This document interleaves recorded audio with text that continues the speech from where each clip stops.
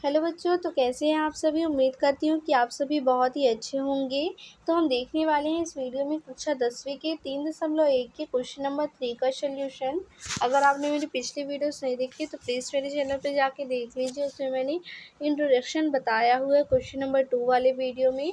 Introduction आप देखेंगे तो आपको ये क्वेश्चन अच्छे समझ में आएगा। तो हम देख लेते हैं क्वेश्चन नंबर 3 क्या लिखा हुआ है। 3x 3/2 x प्लस 5/3 y बराबर 7 और 9x माइनस 10y बराबर 14। ये हमारा समीकरण युग्म रैखिक समीकरण युग्म दिया हुआ है। इसमें से हमें तुलना करना है। क्वेश्चन नंबर 3 कहता है कि अनुपातों a1/a2 b1/b2 और c1/c2 की तुलना कर ज्ञात कीजिए कि निम्न रैखिक समीकरण युग्मों संगत है या असंगत है। ओके, संगत असंगत हमें बताना है। संगत असंगत क्या होते हैं, अगर आपको नहीं पता तो प्लीज़ मेरे चैनल पे जाकर के 3.1 के क्वेश्चन नंबर 2 का वीडियो देख लीजिए। मैंने उसमें सारे डाउट क्लियर किए हैं। हम देखेंगे इसमें हम क्वेश्चन नंबर 3 देख रहे हैं। 1 2 मैंने बता दिया है, प्लेलिस्ट बना दी है, आप जा कर के देख लीजिए। हम इसमें देखेंगे क्वेश्चन नंबर 3। ओके, 3 का फर्स्ट वाला समीकरण लिखा हुआ था 3/2 x और प्लस का 5/3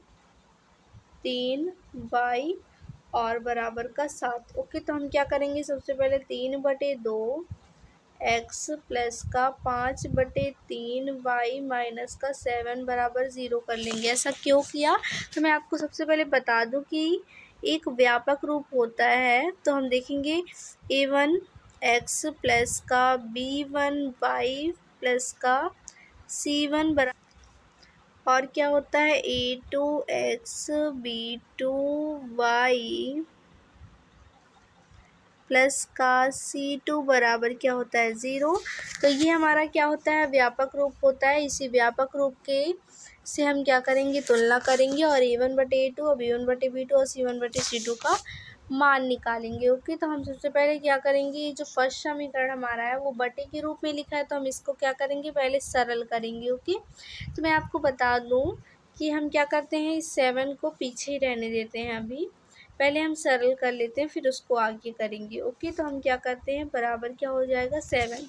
तो हम क्या करेंगे, 3 और 2 का एलसीएम लेंगे। तो 3 और 2 का एलसीएम कितना होता है, 6 होता है। इसके बाद हम क्या करेंगे, 3 या गुणा करेंगे। 3 तिहाई कितना हो जाएगा 9 x हो जाएगा प्लस 5 दूनी कितना हो जाएगा 10 y बराबर हो जाएगा 7। तो हम क्या करेंगे, इसको 9x प्लस का 10y बराबर 6 सते 42। ओके, 6 7 42, तो ये 42 हो गया। तो ये हमारा समीकरण फर्स्ट निकल गया। मतलब ये जो हमारा है बटे के रूप में लिखा था, तो ये नॉर्मल रैखिक समीकरण के रूप में बन गया है।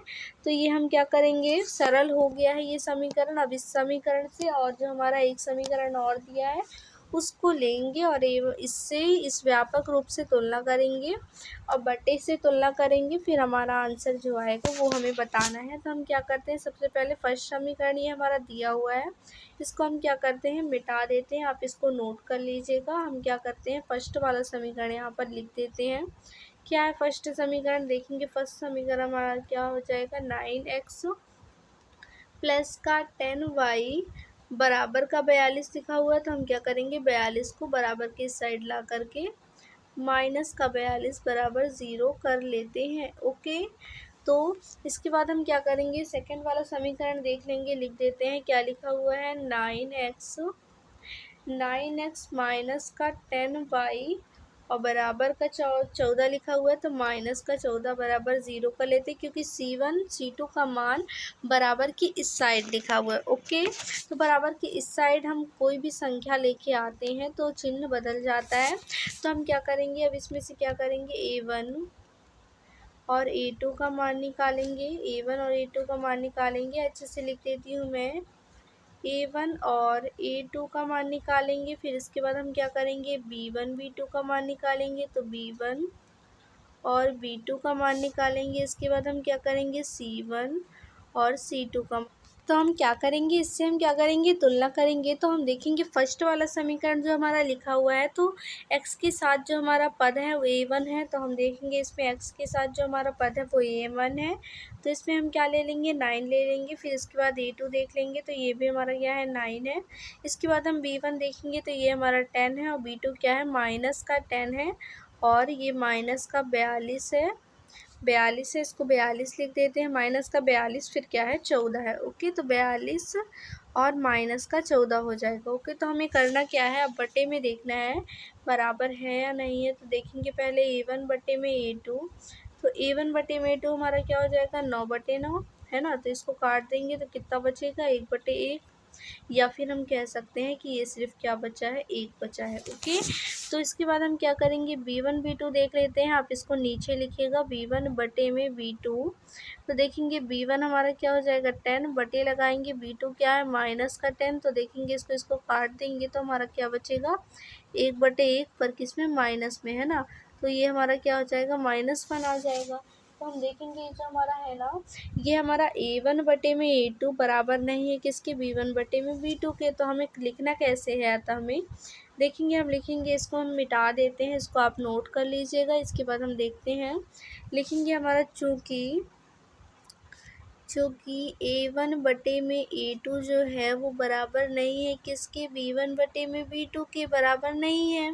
तो ये क्या हो जाएगा, इसीलिए हो जाएगा, रेखाएं हमारी क्या होंगी, संगत होंगी। ओके, तो ये है आपका सल्यूशन हो गया। उम्मीद करती हूँ कि आपको ये अच्छा समझ में आया होगा। अगर आप मेरे चैनल पर नए हैं तो प्लीज़ सब्सक्राइब कर लीजिए, और अपने दोस्तों के साथ भी ये वीडियो ज़रूर शेयर कीजिएगा। और अगर आपको कोई भी डाउट रह गया तो मुझसे कमेंट करके पूछ सकते हैं। तब तक के लिए बाय।